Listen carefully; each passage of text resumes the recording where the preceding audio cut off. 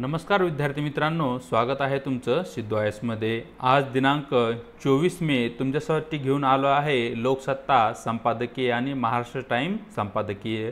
या ठिकाणी लोकसत्ता किंवा महाराष्ट्र टाइम किंवा द हिंदू या न्यूजपेपरमध्ये महत्त्वपूर्ण जे काही लेख असतील त्या लेखांचा अभ्यास आपण स्पर्धा परीक्षा दृष्टिकोनातून करत असतो। चला तर या ठिकाणी आजचा जो एक मात्र लेख आपल्याकडे आहे त्याची या ठिकाणी आपण चर्चा करूया।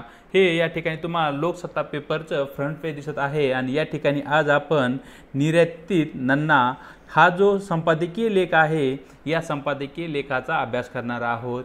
हा जो लेख आहे हा प्रामुख्याने भारतीय जी काही शेती आहे आणि भारतीय शेतीमध्ये ऊस हे जे पीक आहे या ऊसाच्या पिकासंबंधी आहे। सरकारी धोरण आणि ऊसाचे कमी होत चाललेले उत्पादन यांचा आणि शेतकऱ्यांच्या जीवनावर ऊस उत्पादनाचा कशा प्रकारे प्रभाव पडत आहे या संबंधी चर्चा या लेखामध्ये करण्यात आली आहे। त्याची इन डिटेलमध्ये माहिती आपण या ठिकाणी घेऊया। चला तर आजचे जे आपलं डिस्कशन आहे ते या ठिकाणी सुरू करूया।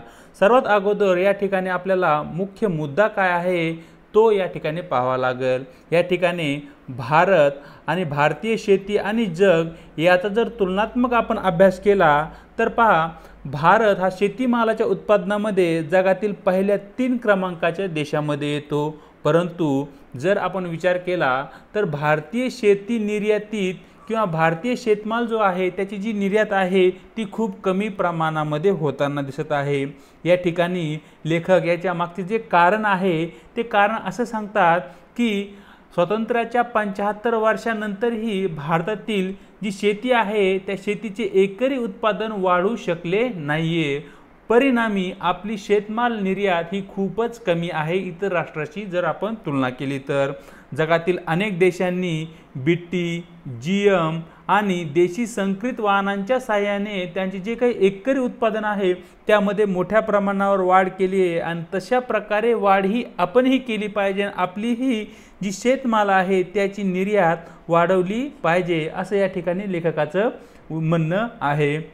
या ठिकाणी लेखक पुढे असं म्हणतो की भारतीय शेतीच्या एकरी उत्पादनात वाढ होत नाही तोपर्यंत शेतीमालाच्या विक्रीचे आणि निर्यातीचे जे काही प्रश्न आहेत ते बिकट आणि अवघड राहणार, ते सुटणार नाही।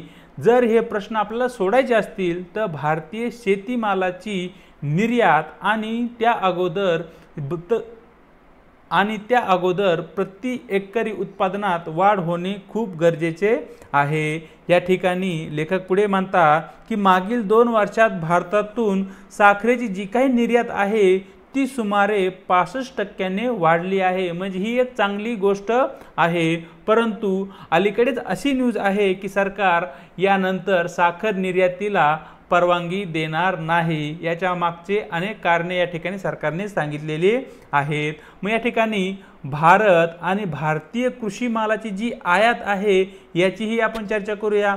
आपल्या सर्वांना माहिती आहे की भारत प्रामुख्याने डाळ आणि खाद्यतेल हे जे महत्त्वपूर्ण अन्न पदार्थ आहेत यांची मोठ्या प्रमाणावर भारत आयात करतो, कारण भारतामध्ये या 2 पिकांचे खूप कमी प्रमाणात उत्पादन होते आणि भारताची जी लोकसंख्या मोठ्या प्रमाणावर आहे त्या लोकसंख्येची गरज भागवण्यासाठी आपल्याला डाळ आणि खाद्यतेलाची आयात करावी लागते। त्याचप्रमाणे भारत कापडाची निर्यात करतो, कारण आपल्याकडे कापसाखालील क्षेत्र खूप मोठ्या प्रमाणावर आहे आणि त्या क्षेत्राचं बॅकअप म्हणूनच आपल्याकडे कापड उद्योग विकसित झालेला दिसतो। त्याचप्रमाणे भारतातून मोठ्या प्रमाणावर फळांचीही निर्यात केली जाते। यामध्ये प्रामुख्याने डाळिंब असेल, आपला हापूस आंबा असेल किंवा नाशिकमधून द्राक्षासारखी ही महत्त्वाची जी फळं आहेत यांची निर्यात युरोप, अमेरिका या प्रमुख विकसित राष्ट्रांना होतात आणि याच्या माध्यमातून भारताला चांगल्या प्रकारचे चलनही मिळते। मग या ठिकाणी लेखकाचा या ठिकाणी जो प्रामुख्याने भर आहे तो ऊस उत्पादनावर आहे आणि ऊस उत्पादनासंबंधी ज्या काही अडचणी आहेत त्यावर आहे। जे ऊसाचे पीक आहे या ऊसाच्या पिकाला पाण्याची आवश्यकता खूप मोठ्या प्रमाणावर लागते आणि 12ही महिने या पिकाला पाणी लागते आणि तेही मुबलक प्रमाणात।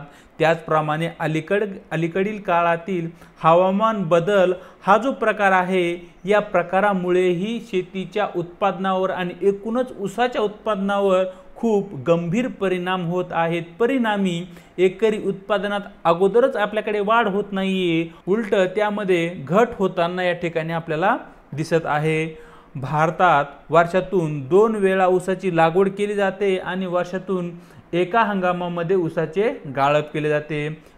या ठिकाणी लेखक म्हणतात की 2017-18 मध्ये भारतातून 6 लाख टन साखरेची निर्यात झाली होती, ती गेल्या वर्षी म्हणजे मागच्या वर्षी 112 लाख टनांनी वाढलेली दिसते। म्हणजे 2017-18 मध्ये जी भारतातून साखरेची निर्यात 6 लाख टन होती, ती मागच्या वर्षी म्हणजे 2022-23 मध्ये ती 112 लाख टन होती। म्हणजे या ठिकाणी साखरेची निर्यात खूप मोठ्या प्रमाणावर वाढलेली दिसते। याच्या मागचे मुख्य कारण म्हणजे मागच्या 3-4 वर्षामध्ये भारतामध्ये जो मान्सून आहे चांगला होत आहे, परिणामी जो ऊसाचे पीक आहे हेही चांगले येत आहे आणि याचाच परिणाम म्हणून साखर उत्पादनही आणि साखरेचा जो उतार आहे तोही चांगला येताना या ठिकाणी आपल्याला दिसत आहे। या ठिकाणी जर आपण विचार केला, साखर उत्पादनाचा जो काही खर्च आहे तो खूप मोठ्या प्रमाणावर वाढलेला आहे आणि त्या प्रमाणात देशांतर्गत बाजारपेठेमध्ये जी काही साखरेला भाव भेटतो आहे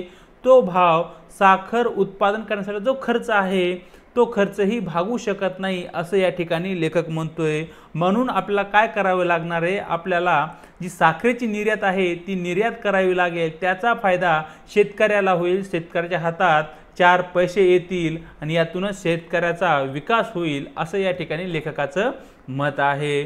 2022-23 साखर निर्यातीची जी काही शक्यता आहे ती कमी आहे। 2022-23 या वर्षामध्ये साखर निर्यात कमी प्रमाणात केली जाईल किंवा केली जाणार नाही, याच्या मागची काही कारणे आहेत। या ठिकाणी पहा, मागच्या वर्षी खूप मोठ्या प्रमाणावर पाऊस झाला, बऱ्याच भागामध्ये ओला दुष्काळही जाहीर करावा लागला, परिणामी ऊसाच्या पिकाचे खूप मोठ्या प्रमाणावर नुकसान झालेले या ठिकाणी आपल्याला दिसते। त्याचबरोबर वादळ वारे यामुळेही ऊसाच्या पिकाच्या अलीकडच्या काळामध्ये खूप मोठ्या प्रमाणावर नुकसान होताना दिसत आहे। याचाच परिणाम म्हणून मागच्या वर्षी जे साखरेचे उत्पादन आहे ते जवळपास 30 लाख टननी कमी झाले।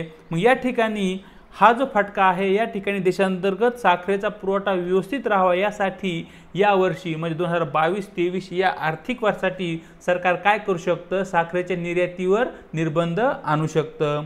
मग इतर देशातील जे साखर उत्पादन आहे किंवा ऊस उत्पादन आहे त्याचीही या ठिकाणी लेखक चर्चा करतात। खास करून लेखक ब्राझील या देशातील जे ऊस आहे त्याची या ठिकाणी चर्चा करतात।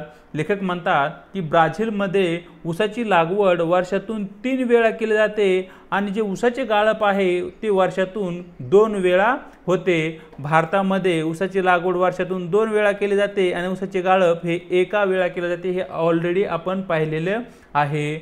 याच कारणामुळे जो ब्राझील हा देश आहे क्रमांक 1 चा ऊस उत्पादनातील देश आहे। त्याचबरोबर हा जो देश आहे मोठ्या प्रमाणावर ऊसापासून इथेनॉलची निर्मिती करत आहे आणि याच कारणामुळे देशांतर्गत बाजारपेठेत ऊस आणि साखरेची गरज जास्त असल्या कारणाने ब्राझीलने काय केले आहे, साखर निर्यातीवर बंधनेही घातली आहेत। याचाच अर्थ आंतरराष्ट्रीय बाजारात साखरेचा तुटवडा जाणेल आणि भारताने याचा फायदा घेतला पाहिजे। भारतीय शेतकऱ्यांना ही साखर निर्यातीसाठी परवानगी भेटली पाहिजे, परिणामी भारतीय शेतकऱ्यांच्या हातात अधिकचा पैसा येईल। पुढे भारत व ऊस उत्पादन यांची या ठिकाणी चर्चा केली आहे। आपणांना माहिती आहे ज्याप्रमाणे ब्राझील हा देश इथेनॉलची निर्मिती करत आहे त्याचप्रमाणे भारतात ही मोठ्या प्रमाणावर ऊसापासून आता इथेनॉलची निर्मिती केली जात आहे। जर मागच्या वर्षीचा आपण विचार केला तर भारतामध्ये जवळपास 25 लाख टन साखरेचा वापर करून इथेनॉलची निर्मिती करण्यात आली आणि भारतातील एकूण इथेनॉल निर्मितीच्या जवळपास 84% वाटा हा साखरेपासून निर्माण केलेल्या इथेनॉलचा आहे। म्हणजे केवळ 16% इथेनॉल निर्मिती ही इतर कृषी पिकापासून केली जाते। या ठिकाणी पुढे लेखक म्हणतात की ऊसाच्या लागवडीखालील जे काही क्षेत्र आहे ते 55 लाख हेक्टरपर्यंत आजकाल वाढलेले आहे आणि या ठिकाणी आपल्याला काय करावे लागेल, या ठिकाणी शेतकऱ्यांना साखर निर्यातीसाठी किंवा कारखान्यांना साखर निर्यातीसाठी आपल्याला परवानगी द्यावी लागेल। त्याचप्रमाणे प्रत्येक कारखाना हा इथेनॉल निर्मिती प्रकल्प उभारू शकत नाही, कारण इथेनॉल निर्मिती प्रकल्प उभारण्यासाठी मोठ्या प्रमाणावर गुंतवणूक आवश्यक असते आणि प्रत्येक कारखान्याकडे तशी गुंतवणूक नाहीये। भारतामध्ये मागच्या वर्षी निव्वळ साखर उत्पादन जे आहे 330 लाख टन झालेले दिसते आणि याचाच परिणाम म्हणून भारताकडे आता मोठ्या प्रमाणावर साखरेचा साठाही आहे आणि तो साठा आता आपण काय केला पाहिजे, निर्यातीसाठी खुला केला पाहिजे। भारतात ठराविक कारखाने इथेनॉलची निर्मिती प्रकल्प आहेत, हे ऑलरेडीच आपण डिस्कस केले आहे, परंतु बरेच कारखाने असे आहेत की त्यांचं अर्थकारण हे साखर दरावरच अवलंबून आहे आणि साखरेची जर निर्यात झाली तरच त्यांच्या साखरेला चांगला भाव भेटेल, तेव्हा त्यांचं अर्थकारण, त्यांचा कारखाना आणि शेतकरी टिकून राहील असं या ठिकाणी लेखक म्हणतो। पुढे लेखक देशाच्या अर्थव्यवस्थेमध्ये साखरेचं काय महत्त्व आहे तेही विशद करताना दिसतो। त्या ठिकाणी लेखक म्हणतो देशाच्या एकूण अर्थव्यवस्थेचा जर आपण विचार केला तर साखर उद्योगाचा वाटा 7.14% असलेला आपल्याला दिसतो आणि देशाची जी एकूण लोकसंख्या आहे त्या लोकसंख्येच्या 5 कोटी लोक हे प्रत्यक्ष किंवा अप्रत्यक्षरित्या साखर उद्योगावर अवलंबून आहेत। म्हणजे या ठिकाणी शेतकरी वर्ग असेल, ऊसतोड कामगार असतील, वाहतूक करणारे वर्ग असतील, कारखानदार, कारखान्यामध्ये काम करणारे लेबर, असे प्रत्यक्ष अप्रत्यक्ष जर लोक घेतले तर एकूण 5 कोटी लोक हे साखर उद्योगावर अवलंबून असलेले या ठिकाणी आपल्याला दिसतात। देशाचे सरासरी जर साखरेचे उत्पादन या ठिकाणी आपण पाहितले ते 5.5 कोटी टन आहे आणि साखर उत्पादन 3 कोटी टनाच्या आसपास असलेले या ठिकाणी आपल्याला दिसते।